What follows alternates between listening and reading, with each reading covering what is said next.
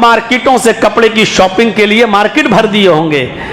अल्लाह कहेगा कयामत के दिन, मैं रमजान के महीने में अपनी जन्नत लुटा रहा था, ओ मेरी बंदियों तुम कहां थी? तुम जवाब देना, मैं शॉपिंग कर रही थी, ईद के दिन का सूट खरीद रही थी, ईद के बासी का दिन, ईद के तीसरे दिन का सूट और ईद के चौथे दिन का भी सूट मैं खरीद रही थी। अब मार्केट में जाओगे ना कल के बाद, अब पता चलेगा कि ईद मर्दों के लिए है ही नहीं, सारी ईद औरतों ही के लिए है। ईद का कपड़ा अलग, ईद के दूसरे दिन का अलग, ईद के तीसरे दिन का अलग। मेरी बहनों, ईद के दूसरे दिन दूसरा सूट पहनने से पहले सोच लेना कि तुम्हारी फिलिस्तीन की माओं के पास इस वक्त अपने बच्चों को कफनाने के लिए कफन भी नहीं है। थोड़ा सा एहसास अपने अंदर पैदा कर लेना।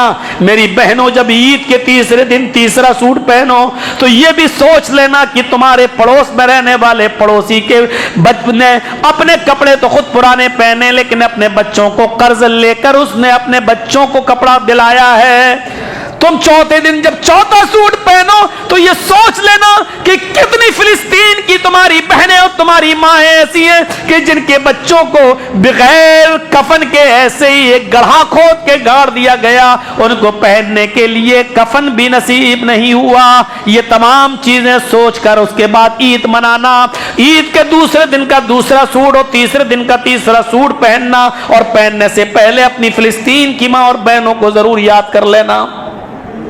पिछली साल का वाकया उठाओ, फिलिस्तीन का एक आदमी सऊदिया के इमाम हरम से सवाल कर रहा है, और सवाल अरबी में करते हुए कहता है, और उसने जब पूछा कि इमाम साहब हमारे पास खाने को कुछ नहीं है और पीने को कुछ नहीं है, कभी कभी तो ऐसा होता है कि खजूर खाकर मैंने सहरी कर ली, शाम को इफ्तार करने के लिए हमारे पास पानी भी नहीं होता है। ऐ इमाम साहब, क्या मैं नीयत से अगर इफ्तार करूं तो क्या मेरा रोजा इफ्तार हो जाएगा? या कभी मेरे पास इफ्तारी के लिए खजूर हो जाता है लेकिन सहरी के लिए पानी गए घूंट भी नहीं होता, तो क्या मैं अगर नीयत से सहरी कर लूं तो क्या सहरी हो जाएगी?